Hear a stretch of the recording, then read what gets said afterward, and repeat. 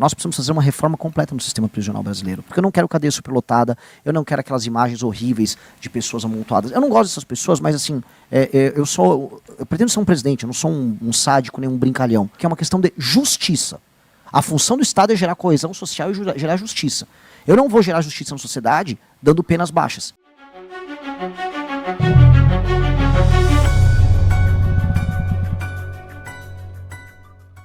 Seguimos com a nossa série de sabatinas, de entrevistas com candidatos à presidência da República no nosso TMC 360. Já estamos aqui, eu, Felipe Bueno, Joana Treptow, os nossos dois comentaristas, o Bruno Rizzi, o Wilson Pedroso, a quem eu dou meus cumprimentos já logo de cara. Lembrando que, né, nesse compromisso, nessa atração aqui do TMC 360, nós damos espaço idêntico a todos os entrevistados. Um tempo de 40 minutos para que eles exponham as suas ideias, para que nós possamos fazer as questões que mais te interessam. Então, vamos lá. Ele fundou o MBL, movimento que ganhou projeção nacional durante os protestos pelo impeachment de Dilma Rousseff. Mais de uma década depois, ajudou a transformar essa base política no Partido Missão e agora disputa, sim, a presidência da República. Ele tem como vice o tenente-coronel reformado da Polícia Militar, Haroldo Medina, e apresentou recentemente um plano de governo de aproximadamente 500 páginas, o Livro Amarelo. Nós vamos falar agora com o candidato à presidência da República pelo Missão, Renan Santos. Seja muito bem-vindo, prazer recebê-lo aqui mais uma vez no nosso estúdio. Muito obrigado, uma honra estar aqui com vocês, vai ser um prazer e fiquem à vontade para perguntar o que quiserem. Menos sobre o meu time de futebol, São Paulo, que não está passando uma grande fase. Mas isso aí não pode nem entrar, daqui a pouco não entra nem no noticiário. Nem é pauta isso aí, mas... eu acho que desapareceu. Desapareceu, né?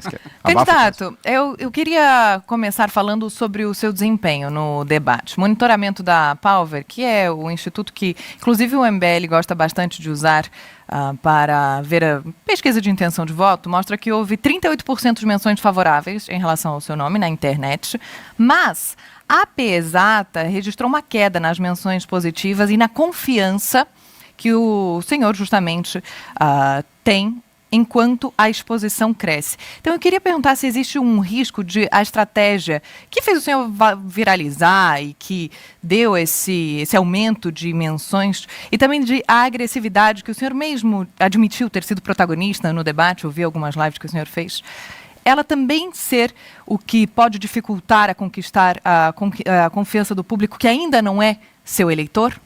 Não, foi exatamente o que eu queria. Inclusive a pesquisa da Palver, ela capta isso, porque, veja só, eu ataquei o Lula e o Flávio Bolsonaro. Praticamente igual, acho que ataquei um pouco mais o Lula. Então, naturalmente, eleitores do Lula e eleitores do Flávio nas redes sociais, eles reagiram a isso, é uma provocação. Quando eu tenho 38% de aprovação naquilo que eu fiz, eu conquistei eleitores nas pesquisas. A da Palver me dá, por exemplo, com 10% nas intenções de voto. Logo, eu abri um público bem grande nesse processo. Lembrando que para ir para o segundo turno não tem que ter 50% dos eleitores. Aí eu ganharia no primeiro turno, né? Eu preciso ter mais do que o Flávio. E 38% eu com certeza estarei no segundo turno. Então, eu claramente abri um público completamente novo. Ser rejeitado por eleitores do Lula e os eleitores die hard, os eleitores mais apaixonados do bolsonarismo, estava no nosso plano. Eu acho que eu não estou ali para agradar quem não vai votar em mim. Pensando nesse público virtual, que é um público fluido, podemos dizer assim, você conhece muito bem, isso dá a entender que a campanha vai continuar nessa toada ou você pretende moderar, dependendo do que acontecer ao longo do caminho até outubro? Eu acho que eu vou ser bem poético, eu vou fazer o que meu coração mandar.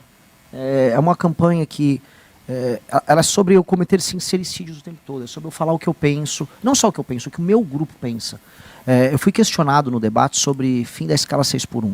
E eu queria mostrar para as pessoas como outras pessoas foram iludidas pela mentira do Lula, de que elas vão poder trabalhar menos e ganhar mais num país em que as Casas Bahia estão fechando, que acho que é um momento muito bom para a gente ilustrar isso. As Casas Bahia, que são um ícone do varejo nacional, estão fechando, os empregos estão desaparecendo e o Lula está prometendo que as pessoas vão trabalhar menos e ganhar mais. Eu queria mostrar para as pessoas isso. Só que qualquer manual de política diz, não faça isso, você está entrando num tema em que você vai ficar impopular.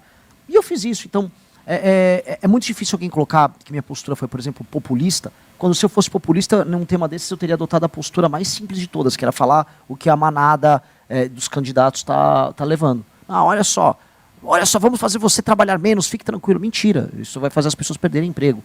Então, eu quis apenas falar o que a gente realmente pensa da melhor maneira possível, entendendo que ali era um espaço em que as pessoas estavam revoltadas porque os candidatos que estão liderando as pesquisas por hora não foram. Então, eu te tenho hoje, eu estou com uma outra energia hoje aqui com vocês. Amanhã tem Jornal Nacional, não sei qual será a energia. Vai depender muito do dia. Às vezes eu comi uma comida apimentada, vou estar meio bravo.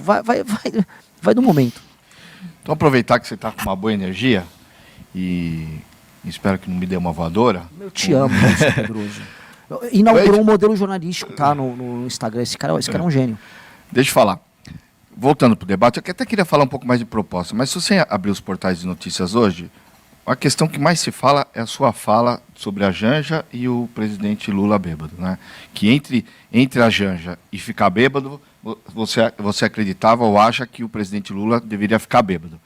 E a primeira-dama foi aos sites de notícia ou foi aos portais dizer que a sua palavra, que a sua fala foi misógina e que você usou uma mulher para atacar o presidente. Eu te pergunto, você continua com essa... Você se arrepende ou você falaria a mesma coisa hoje? Eu acho muito engraçado que pessoas como a Janja, elas dizem por aí que mulheres têm que assumir espaço de destaque e de poder, mas tão logo ela tem que arcar com as consequências do exercício de poder, ela diz, mas eu sou uma mulher, não faça isso. Não estou entendendo. A Janja é um agente político. A Janja, ela se comporta como agente político, ela interfere no governo do marido dela sem ter sido eleita para isso. E aí, quando ela vai receber as consequências dos posicionamentos políticos dela, aí ela não gosta. Quer dizer, é bom ser agente político para pegar o nosso dinheiro e sair viajando por aí, ficar comprando bolsa, andando, desfilando por aí como se fosse uma modelo. Aí, quando é alvo de críticas, ela não gosta. Ora, eu disse de maneira muito clara, o Lula, eu falei 2 vezes dela, o Lula estaria melhor acompanhado conosco no debate do que com ela. Lógico que eu estava provocando ele. Eu estou chegando para o marido dela e avisando, olha... Eu estou te afrontando porque você não está aqui no debate conosco. Depois, a provocação do Lula bêbado. Ela devia ficar ofendida de ter chamado o marido dela de ladrão e bêbado, primeiro. Aí depois eu falei, olha, o Lula prefere estar bêbado do que estar com você, porque de maneira clara, o Lula prefere. Quem trabalha com política em Brasília sabe muito bem que o Lula, quando não está com a Janja, está bebendo. E a Janja é a pessoa que faz o Lula, inclusive, dar uma maneirada na bebida. Então eu estou provocando, eu estou afrontando o Lula. Todo mundo, de todos os partidos do Centrão no Brasil, sabem disso. Todo mundo sabe, o Lula está bebendo demais. Bebe aquele uísque japonês, acho que é Suntory. Vive bebendo nas reuniões. O Lula voltou a beber bastante. E a Janja, nesse sentido, sabe. A Janja, inclusive, repórteres que eu tenho, inclusive de Brasília, a Janja reclama disso. Então, eu vou cutucar eles como for. A Janja é uma pessoa... Ela não pode se eximir dessa responsabilidade. Que disse que quando você critica ela pelos gastos das viagens dela, na Babesco, os cartão corporativo estourando, que isso é misoginia. Então qualquer coisa que eu for usar para criticar ela por ser agente política é misoginia. Isso é uma maluquice. Isso é uma maluquice. Se uma pessoa está no debate público, ela tem que se responsabilizar por suas posições. Isso, porque isso implica o seguinte, eu dizer então que todo mundo tem que concordar que a companhia da Janja é agradável ou é misoginia. Não, eu posso dizer que a tua companhia é agradável ou não, que a tua companhia é agradável ou não, que de todo mundo aqui é agradável ou não. Passa a ser misoginia. Se eu falar que eu não gosto, eu tenho um amigo meu que é o Guto, o candidato, ele é negro. Não gosto de estar com o Guto, pô, racista. O que é isso, gente? Agora, candidato, essa questão de se responsabilizar, então você se responsabiliza pelo que disse sobre o presidente. Não estou aqui defendendo o presidente ou atacando o presidente, mas sobre essa questão etílica, por exemplo, você banca. Total. Total, eu espero que ele vá no próximo debate se defender, falar, não sou bêbado. Candidato, um ponto sobre a estratégia, eu entendo a estratégia do ponto de vista político nessa questão de atacar conforme o news flow, né? Tanto Flávio quanto Lula, que acabam sendo os grandes elementos ali de ataques. Agora, pensando estrategicamente, qual é a posição do candidato Renan do ponto de vista estratégico eleitoral para 2026. Por que eu falo para 2026? Porque o cenário de 2026, ele não permite muito espaço para os ataques a ambos os lados. E vou explicar o porquê. A gente tem um cenário polarizado e aí a figura de ataque acaba alimentando o outro lado. Então, quando ataca Lula, alimenta o bolsonarismo. Quando ataca Flávio, alimenta o lulismo. Você acha que a estratégia seria adotar um ponto focal e atacá-lo, ou atacar de ambos os lados e aí correr o risco de não conseguir alçar o percentual para chegar no segundo turno? Não, muito pelo contrário. Eu tenho que falar de mim e me colocar no centro do debate. Eu estou no centro do debate. Tanto que acho que foi muito simbólico, naquele momento que estavam os dois púlpitos vazios, quem estava entre eles era eu. Eu estava no centro entre eles. Quando eu me coloco na crítica dos dois, o centro do debate sou eu. E eu consegui isso. Eu acho que isso é importante. Eu estou falando aqui do ponto de vista meramente estratégico.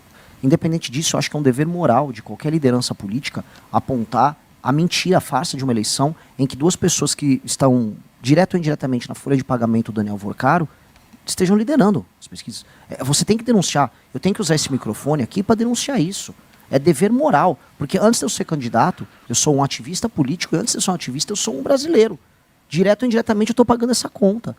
A pessoal que está assistindo, a tarifa que você paga no teu banco, no fundo, tem um percentualzinho ali dela que está indo para pagar o Fundo Garantidor de Crédito, o FGC, que os bancos financiam, e o FGC foi usado na casa das dezenas de bilhões de reais para pagar o rombo do Banco Master, num golpe que esses caras deram. Esses caras usaram esse dinheiro roubado para comprar parlamentar, para comprar político, para fazer orgia em Trancoso, e esses políticos participaram disso. Isso é injusto, então é uma questão de dever moral. Certas coisas a gente não precisa se preocupar com estratégia.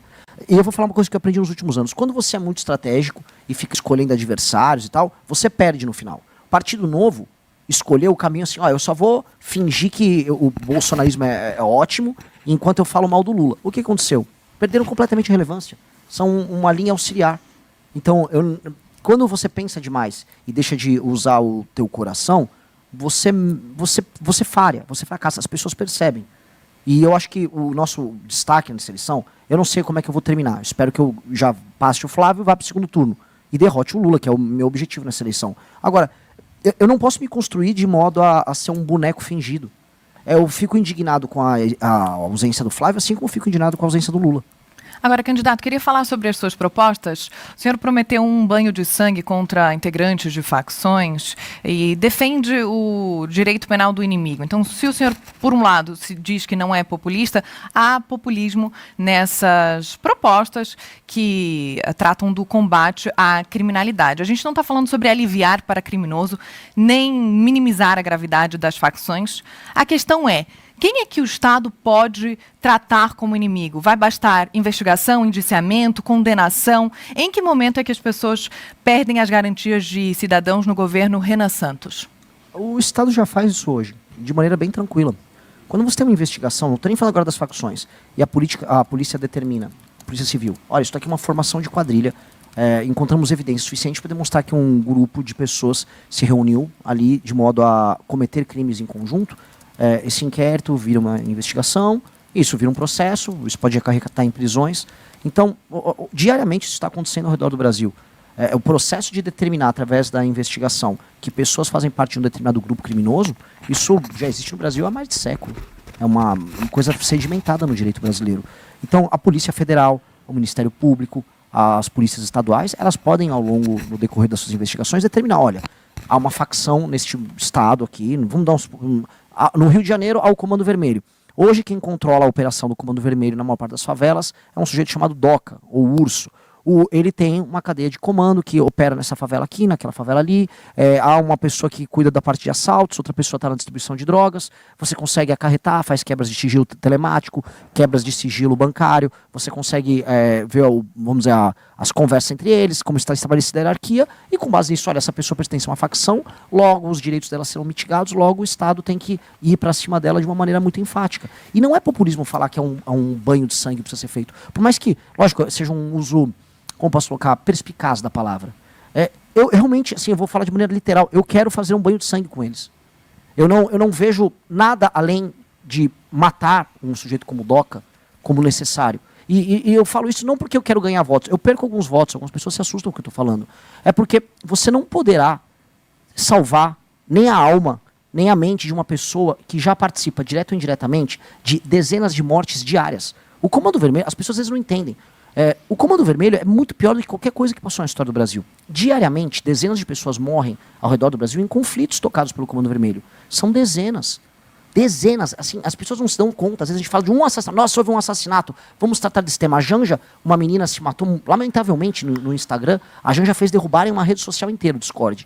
O Comando Vermelho morre diariamente dezenas de pessoas. Majoritariamente meninos negros. Eles são as maiores vítimas. E aí esse pessoal fica, vidas negras importam. Não importam para eles. Mas então, quando o senhor fala sobre banho de sangue, o senhor está falando sobre lideranças de facções? Lideranças de facções. E o senhor não teme que esse discurso, ele extrapole as facções? A gente teve um caso no Rio de Janeiro, na semana passada, de um rapaz que foi espancado, ele foi linchado, espancado até a morte com pauladas. A gente vive um momento muito delicado nesse sentido, em que as pessoas podem tender a acreditar que bandido bom é bandido morto. O senhor tem um slogan nesse sentido. Só que quem é bandido? Essa é a pergunta. Pô, é o DOCA? O senhor está falando do DOCA, da falando liderança do da facção, DOCA. e isso não pode extrapolar? Eu acho que assim, tem que extrapolar do DOCA até a base da pirâmide da facção dele. Eu acho que tem que... Mas aí o monopólio da violência Por parte do Estado. é do Estado, Lógico. não do cidadão, que Aí pode eu não- achar. mas Acho eu não que, estou falando isso. acho que a Joana está levantando esse ponto também, que é um problema do guardinha da esquina, como diria Pedro Aleixo em 1969. Olha, né? quem dera este fosse um problema, né? Porque a gente fica sempre falando assim, a nossa preocupação hoje é, olha, mas e as consequências? Pode ser que um grupo de jovens da Zona Sul do Rio pegue um pau e mate um cara. Poxa, me preocupa isso. Agora, eu volto a colocar, todos os dias, nesse instante que a gente deu uma entrevista, com certeza morreu uma pessoa num conflito do Comando Vermelho contra a facção. E ninguém tá ligando. A extrapolação já acontece diariamente. Ela já tem gente morrendo diariamente e ninguém liga. As pessoas sabem o nome, o CPF, o RG de quem tá morrendo? Ninguém liga. Ninguém quer falar do assunto. As pessoas fingem que não acontece porque são vidas. Eu volto a repetir aqui um tema que a esquerda adora falar. São vidas negras. E como diz a música, a carne negra é a carne mais barata do mercado. Ninguém liga para as pessoas que são vítimas do Comando Vermelho.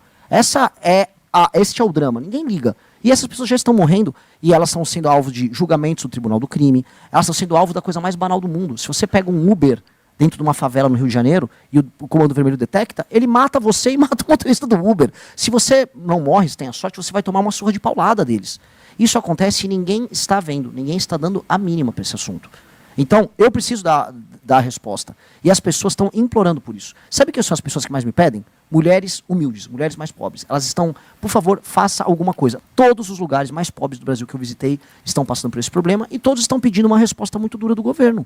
Candidato, outro ponto, aproveitando o embalo da questão de segurança pública, em termos de encarceramento, a gente sabe que também no Livro Amarelo traz ali algumas questões relacionadas a isso e até uma referência ali em relação a Bukele, em El Salvador, que é sempre citada e sempre levanta esse tema, mas o plano do senhor efetivamente está relacionado às cadeias, ao encarceramento em massa, trazendo de maneira mais geral aqui, o encarceramento em massa para as cadeias, os famosos cadeiões, ou para os presídios, as penitenciárias. E por que, até para o nosso ouvinte, espectador aqui entender, as cadeias, os cadeiões abrigam, a depender do Estado, de 40% a 60% dos presos do sistema penitenciário, porque são aqueles que estão aguardando o trânsito em julgado.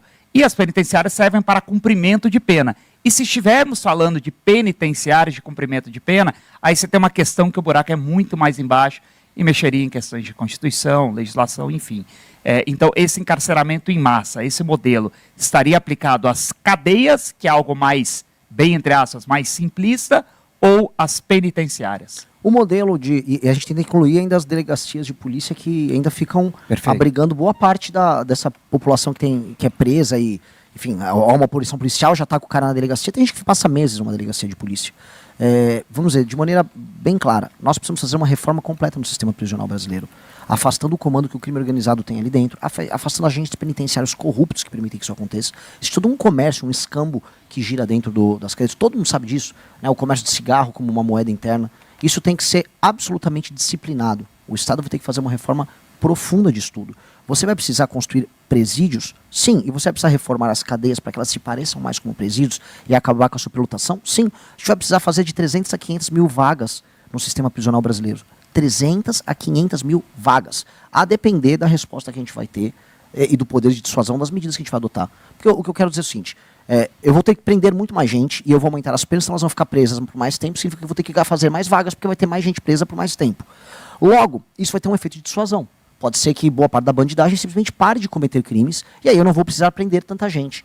Então, o efeito de dissuasão, ele vai ser dado e aí isso vai mitigar a necessidade de construir mais cadeias. Para eu saber isso, eu vou ter que iniciar a construção delas e iniciar essa implementação. Então, todo o planejamento vai passar por acompanhar, ao longo do tempo, a movimentação e a redução da criminalidade. Eu sei de uma coisa, a partir do momento que a gente aumentar muito a presença de câmaras nas principais cidades, acompanhar a mancha urbana e a gente aumentar em demasia as penas para assaltos à mão armada, que é isso que gera a sensação de segurança, o assalto à mão armada, que é isso que gera o latrocínio, a gente vai desincentivar muito o roubo do celular, o roubo do carro, o roubo da casa, o roubo da aliança, que hoje são os 4 elementos centrais dos crimes violentos como mão armada. Se eu desincentivar isso tiver um efeito muito grande, a necessidade de cadeias e de prisões como um todo vai diminuir. Só que, só para o que nós temos hoje de bandidos operando e trabalhando, ou ligado ao crime organizado, ou ao crime desorganizado, são no mínimo 300 mil vagas que a gente vai ter que colocar na mesa. E vamos precisar fazer isso, porque eu não quero cadeia superlotada, eu não quero aquelas imagens horríveis de pessoas amontoadas. Eu não gosto dessas pessoas, mas assim, eu pretendo ser um presidente, eu não sou um sádico nem um brincalhão. Eu preciso ter cadeias decentes, com individualização da cela quando necessário, e com espaços minimamente, vamos dizer, dignos para aquelas pessoas viverem ali. E essa reforma precisaria atuar na questão da velocidade dos julgamentos, justamente para você evitar... Com certeza. E investigação também. Tem o caso da Paraíba que mostra que quanto mais, na verdade, o efeito de dissuasão pode estar muito mais ligado, os estudos mostram, à investigação e à certeza da punição, ou seja, eu vou ser investigado, eu vou ser descoberto, do que inclusive o encarceramento. Sim, são 2 elementos. A certeza da punição, que é a capacidade do bandido entender que o Estado vai puni-lo, e 2, o tamanho da punição. Porque hoje o bandido sabe que, caso pego, a chance dele ser solto através de uma progressão de pena é muito grande. E caso pego, especialmente se você for um afiliado de uma facção, você vai ter um tratamento muito, muito bacana, dependendo do seu tamanho na facção dentro da cadeia. De maneira clara. Vai ter visita íntima, que é uma dessas aberrações que acontece no Brasil. Você vai ter contato com o seu advogado, que vira como uma espécie de aviãozinho, que são os gravatas, que fazem a comunicação com o universo externo. E você vai trabalhar para você sair da cadeia, vai vir um programa Pena Justa, vai te tirar dali. Então, tem esses 2 elementos. Agora, eu vou discordar de você num ponto. Que assim, uma coisa é a política baseada em evidência, no sentido de obter dissuasão. Nós vamos fazer isso. Agora, existe uma outra política que não precisaria ser baseada em evidência. O que eu quero dizer é, por mais que seja baseado em evidência, você tem uma punição alta e isso gerar dissuasão também, se não gerasse, eu puniria por muito tempo, porque é uma questão de justiça. A função do Estado é gerar coesão social e gerar justiça. Eu não vou gerar justiça na sociedade dando penas baixas, porque é da vontade da sociedade que essas pessoas paguem pelo crime. Mesmo se isso não tivesse um efeito de dissuasão, nós teríamos que fazer por uma questão de justiça. Senão é um país que não vale a pena ser vivido. Falando em reforma, uma das suas propostas é uma mudança drástica na CLT. Para o trabalhador que nos escuta e nos assiste hoje aqui na TMC, qual o direito que ele tem hoje que você irá mudar no seu governo? O direito principal dele é o jeito de trabalhar. É o principal que ele não tem. Assim, o principal direito trabalhista das pessoas é o direito ao trabalho. E ele está sendo mitigado e está deixando de existir. A gente está perdendo o trabalho, especialmente o trabalho formal. Olha que loucura. O trabalho formal é o trabalho, no fim do dia, que permite que a pessoa ela seja titular de uma série de direitos e que ela contribua com a própria previdência. Hoje, uma pessoa que está completamente na informalidade, ela vai ter o básico do regime previdenciário, o que acaba gerando um rombo previdenciário, ou seja, ela não está contribuindo como as demais que estão formalizadas. Aquela pessoa, ela fica vivendo à margem do sistema, não só previdenciário, mas do sistema legal brasileiro. Aquela pessoa gera insegurança jurídica para quem está contratando ela, portanto ela vai acabar recebendo menos por representar um risco, esse modelo de contratação. Aí você tem o MEI, que é um intermediário, que vamos ser sinceros, tá? Eu trabalho com o MEI, eu tenho minha MEI. É um cambalacho que todos nós brasileiros temos que fazer para poder contratar alguém sabendo que não vai tomar uma ação trabalhista e não vai pagar tantos impostos para o governo. Então este modelo, o modelo da CLT, é um modelo que deu errado. Se a pessoa é contratada CLT, ela perde metade do que ela deveria receber para dar para o governo via impostos. Ela sabe que não está valendo a pena, a pessoa prefere a MEI. Então o que nós vamos criar é um regime em que a gente aumenta a base porque a gente atinge o informal, todos contribuem, mas todos, como a gente aumenta a base de arrecadação, todo mundo contribui menos, mas aí o sistema fica de pé. Este é o modelo. O sistema previdenciário fica de pé, todo mundo vai pagar menos imposto porque a base aumenta, mas todo mundo está formalizado e todo mundo vira titular de direitos. Nós precisamos fazer isso. Do modelo como está, o emprego formal deixa de existir. E aí você tem da concorrência com o assistencialismo, que faz com que nos municípios em que vamos dizer, uma população mais humilde, com alta presença do Bolsa Família, o caminho adotado seja um pouquinho de Bolsa Família e um bico. Que é o que os homens nesses interiores fazem. Um pouquinho de Bolsa Família e um bico. O cara vai ficar para sempre pobre. Não vai dar para você fazer bico e ganhar mais de 3 mil reais, 4 mil reais por mês. Então aquela pessoa vai ficar sempre naquela linha da pobreza, sobrevivendo. E é muito humilhante, eu queria comentar isso, para um rapaz ou para uma moça jovem que tem ambição, ela fica ganhando esse valor baixíssimo, um pouquinho de Bolsa Família e um bico, ela vai ter que morar com seus pais, então ela não consegue gerar subjetividade, sabe, ela não trabalha a subjetividade dela, ela não trabalha a própria independência, ela mora com os pais, mora com os avós, porque a avó ganha aposentadoria, um tio faz um bico, o irmão tem um emprego na prefeitura, todo mundo vive lá, sem a sua individualidade, sem conquistar materialmente o que quer, sem realizar seus sonhos. Então, o direito ao trabalho é o direito da emancipação das pessoas, e isso precisa ser dado às pessoas. Candidato, queria falar sobre o seu partido e também o MBL. O senhor diz que o Missão, sempre disse, inclusive a gente já teve aqui em entrevistas anteriores, pretende eleger uma bancada relevante no Congresso, que conta com isso para conseguir avançar e alavancar projetos, inclusive, que são inconstitucionais. A gente pode falar melhor sobre isso daqui a pouquinho. Mas o MBL, como berço do partido, tem um histórico de lideranças que chegaram a cargos públicos e depois romperam com o movimento, e muitas delas fazendo críticas à condução do grupo. Então, na época, o MBL não era um partido, agora existe o Partido Missão. Quero entender o que mudou para evitar que esse padrão se repita, e se essa sequência de rompimentos não sugere que, quando chega a hora de transformar esse idealismo em atuação política, algo concreto de fato, a realidade do Congresso não acaba impondo limites ao projeto. Inclusive, muitos políticos que migraram para o PL. É uma boa pergunta, porque mostra uma falha de leitura nossa na seleção dessas pessoas, que mostra também que o idealismo de boa parte dos ativistas de internet tem limite, né? E o limite é a grana ou o voto fácil. E a gente pode reparar, você fez uma excelente observação, que todos os que saem acabam virando bolsonaristas, que eles vão pro PL. Ou seja, eles estão procurando um caminho fácil. O bolsonarismo é uma forma de você enganar idosos. O bolsonarismo é muito parecido com o escândalo do INSS. É um golpe que você dá em idosos para você tirar o dinheirinho deles sem que eles percebam direito o que está acontecendo.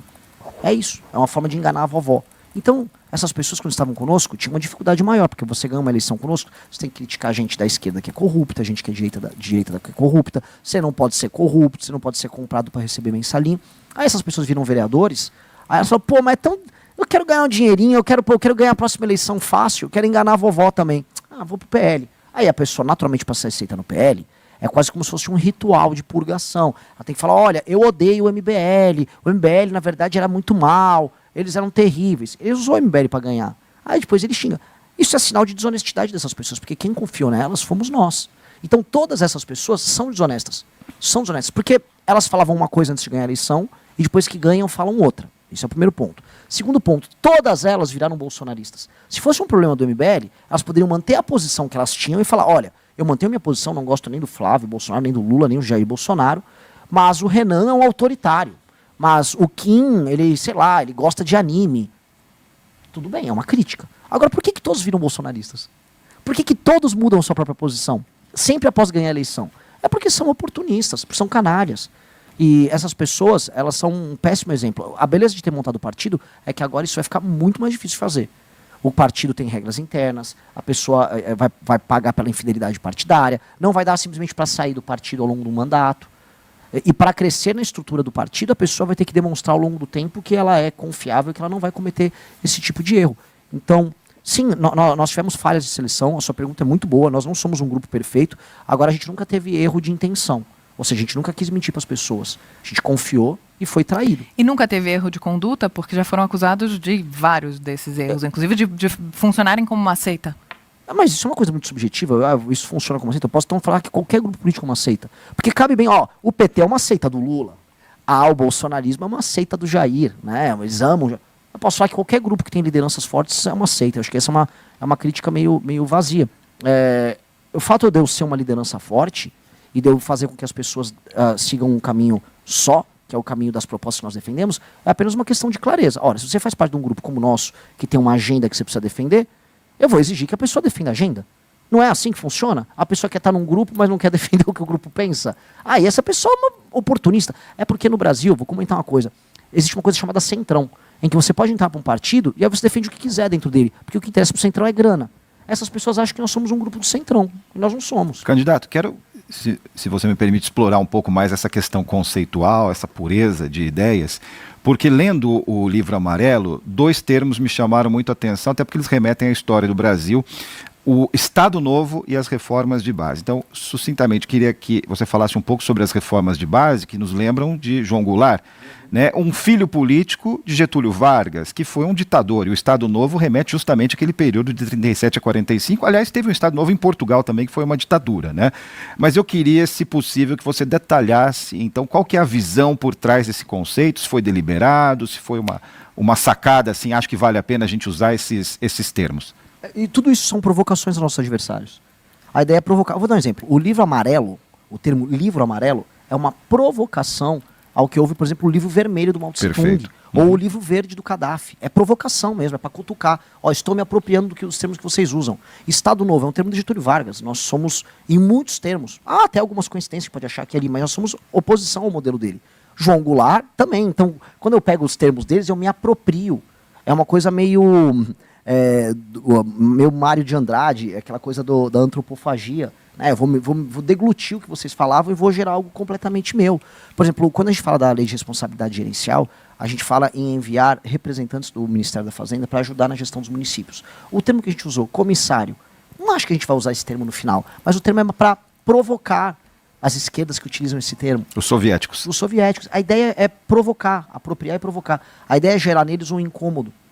Porque esse incômodo faz com que eles entendam que nós chegamos para participar do grande jogo político e para provocar e para se apropriar de coisas que eles consideram quase religiosas. Aí sim eu brinco com o elemento seita deles. Porque se há um elemento tradicional dos nossos adversários, então eu me aproprio desses símbolos, torno eles meus e banalizo. Eu acho isso interessante. E fico feliz que você tenha notado, porque é para notar mesmo, a gente fez isso para cutucar. Mas será que as pessoas, em geral, aquela massa, né, que vai se transformar em voto, será que essas pessoas percebem essa sutileza? Porque é sutil, né, sofisticada essa relação com o passado, né, com os bolcheviques, os soviéticos e tudo mais. Mas talvez elas não vão perceber, mas aí quem percebe vai entender. São as pequenas, os easter eggs, né? Você vai jogando ali as armadilhinhas para o pessoal pegar. Você é uma pessoa inteligente, você captou. E é isso, é uma forma de cutucar, de provocar, de brincar. Candidato, olhando agora para a questão fiscal, né? A gente discutiu a questão previdenciária, da CLT, etc. e tal. A gente sabe aqui que é uma discussão, enfim, uma dicotomia ali entre os interesses mais populares, os interesses mais da Faria Lima. Existe uma eterna discussão em relação a questões até atuais. Ontem a gente viu o ministro Dario Durigan falando sobre o aumento do salário mínimo. Sempre vem aquela história da vinculação ou da desvinculação do salário mínimo a benefícios sociais e programas, etc. e tal. A gente tem uma outra questão da Previdência, que é o BPC, que também é um elemento ali que traz muita discussão e muita análise. E aí, sempre quando surge essa discussão, vem aquela história de que o presidente do país é o grande CEO. Eu, particularmente, sou muito contra essa afirmação, porque o CEO da empresa corta uma linha no Excel e vida que segue. Óbvio que ele está lidando com empregos e vidas, mas é secundário nesse sentido, uma vez que o presidente da República lida, de fato, com as vidas diretamente das pessoas. Então, essa coisa de que a Faria Lima tem muito de cortar uma linha no Excel e cortar gastos, é muito simples do ponto de vista teórico, mas do ponto de vista prático ela é muito complexa. E aí entra a discussão também, que a gente fala muito em cortar gastos e esquece de falar das isenções tributárias para grandes empresas, que é outra discussão enorme, que também gera aí, enfim, valores e investimentos na casa dos bilhões. Queria a opinião do senhor a respeito dessa questão das isenções tributárias, como que seria um eventual governo Renan com essas questões, uma vez que elas também trazem rombos grandes. Eu sei que tem um retorno, mas tudo tem um retorno, o benefício social também. E a discussão nunca vem para a pauta, ela sempre fica na casa dos mais pobres. Então eu queria entender para o lado dos mais ricos. Olha, é uma ótima pergunta, porque ela carrega várias perguntas no meio, e eu vou tentar responder todas rápido, até para auxiliar com na entrevista. Primeiro, eu também acho essa coisa do CEO patética. Uma empresa pode fechar, um país não fecha, uma cultura não fecha, uma nação não fecha. O que é um lucro de uma nação? Não necessariamente um lucro econômico. Uma realização cultural histórica de uma nação pode ser muito maior do que qualquer lucro econômico. Os gregos, eles são uma nação economicamente quebrada, mas a história deles é tão brilhante, a contribuição deles para a humanidade é tão brilhante, porque só a existência deles tem que ser celebrada porque sim. Então, o que nós podemos dizer? Sabe, são comparações infantis que acontecem aí e eu apenas lamento a existência delas. Segundo ponto, sobre indexações e vinculações, são termos muito complicados para trazer o debate público, mas a real é o seguinte, apenas o Brasil, das nações em desenvolvimento e desenvolvidas, vamos colocar aí no meio, praticam esse tipo de política fiscal que ela é suicida. Suicida. Isso é suicídio.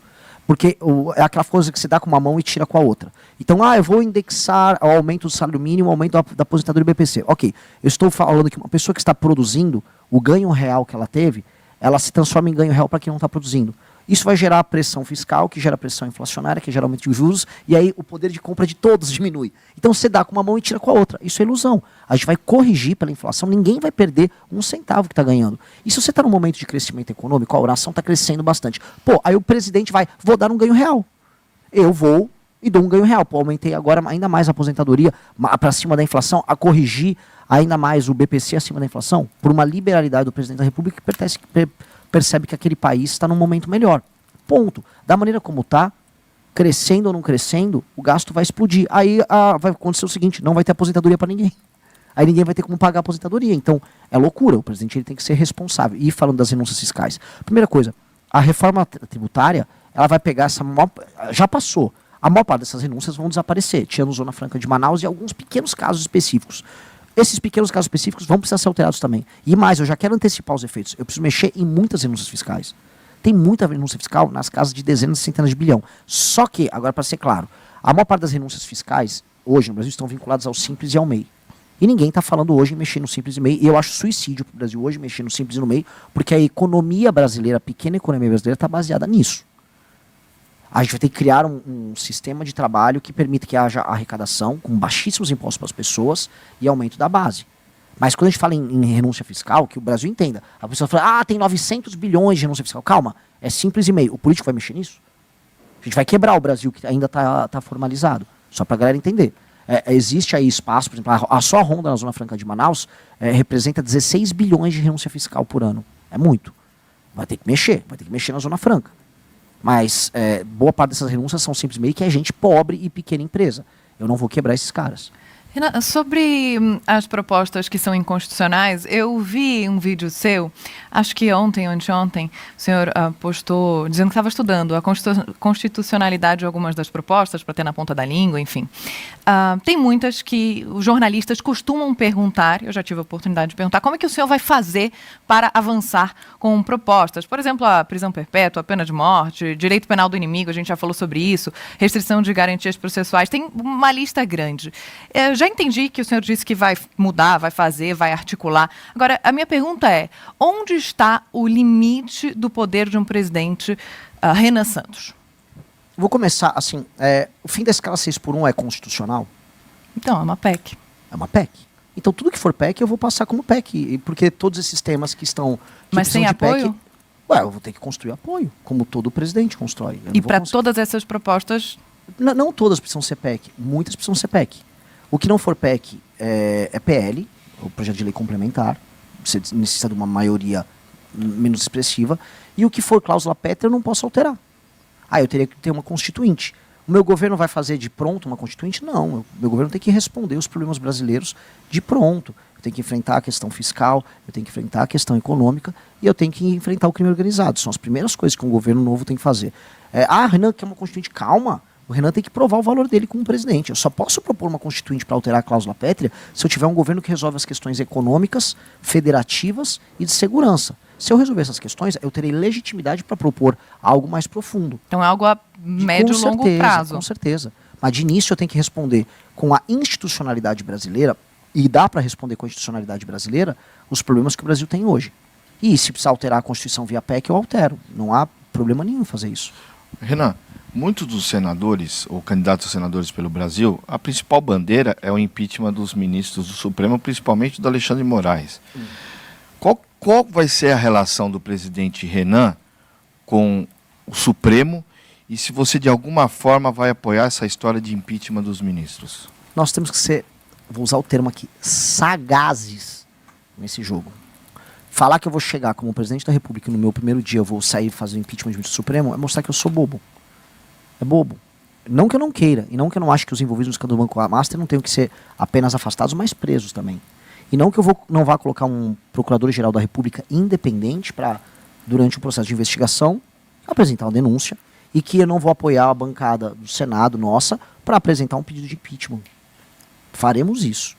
Só que não serei eu um presidente que vai ficar arrumando briga à toa. Por quê? Porque no dia... duas coisas. Por que é ser sagaz? Eu vou nomear 4 ministros do STF.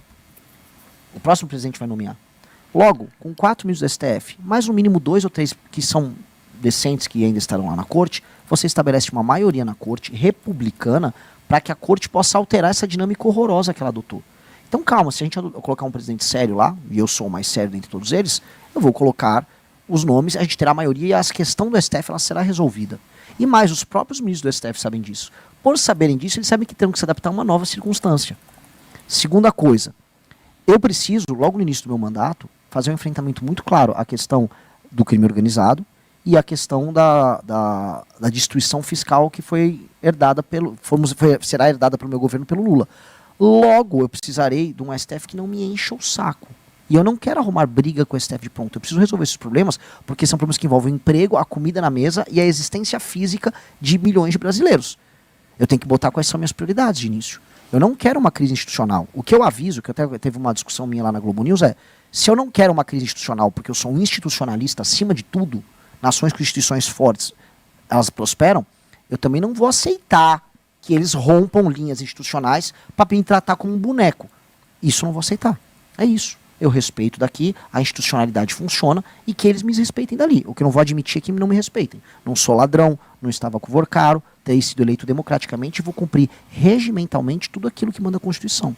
Agora, candidato, a gente tem 1 minuto, não podemos extrapolar o tempo, mas para amarrar essa entrevista, eu queria falar com o senhor sobre performance, porque o senhor disse aqui na chegada que o senhor muito provavelmente estaria com um apetite para a entrevista, para a sabatina diferente de outros dias. Há outros assuntos que eu gostaria de tratar com o senhor, mas eu acredito que todos eles passam por esse mesmo assunto, que é performance. O senhor, em alguns vídeos, já falou que acredita que feminicídio não existe, o senhor colocou colete à prova de balas e foi tirar uma barricada que depois a Secretaria de Segurança do Estado da Paraíba falou que não era uma barricada, era entulho. Eu queria entender, para o seu eleitor, e para quem está acompanhando essa entrevista, quanto de performance existe no candidato Renan Santos que pode ser diferente no momento em que se tornar presidente. Então a gente pode ter conversa que é muito apimentada nas redes sociais e depois uma atuação que é menos polarizada? Não, porque não é performance. Eu posso responder objetivamente a todos os pontos que você colocou. Por exemplo, eu estar com colete à prova de balas. Eu não gosto de usar colete à prova de balas. Se eu quisesse performar, eu iria para a sabatina da Globo News de colete à prova de balas. Eu poderia ter ido no debate colete à prova de balas. Eu coloco colete em circunstâncias específicas de exposição pública em que a Polícia Federal manda eu colocar um colete.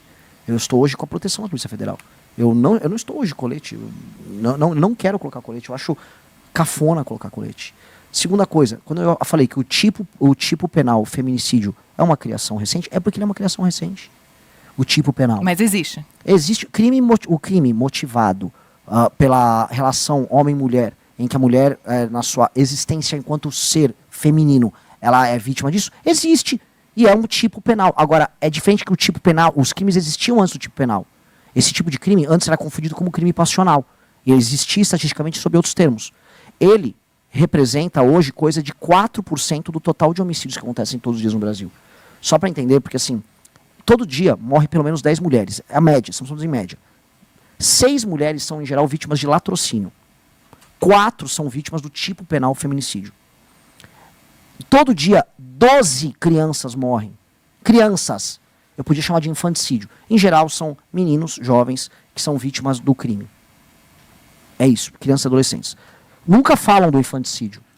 Falam só do feminicídio, que nem é a maior causa morte da mulher. Infelizmente, por conta do nosso tempo, tá. é porque a gente precisa ter o tema interessantíssimo. Tinha muitas perguntas, inclusive eu tinha aqui várias perguntas, espero ter outra oportunidade para entrevistá-lo e falar mais sobre o plano de governo. Um plano de governo de 500 páginas, é realmente difícil da gente abordar em 40 minutos, mas eu agradeço pela entrevista aqui em nome Obrigado da por responder com o coração, candidato, e até uma próxima. Boa campanha. Muito obrigado ao Wilson e também ao Bruno Rizzi, que estiveram aqui conosco e vão seguir nas nossas sabatinas. Gostou desse vídeo? Se inscreva em nosso canal e nos ajude curtindo e compartilhando.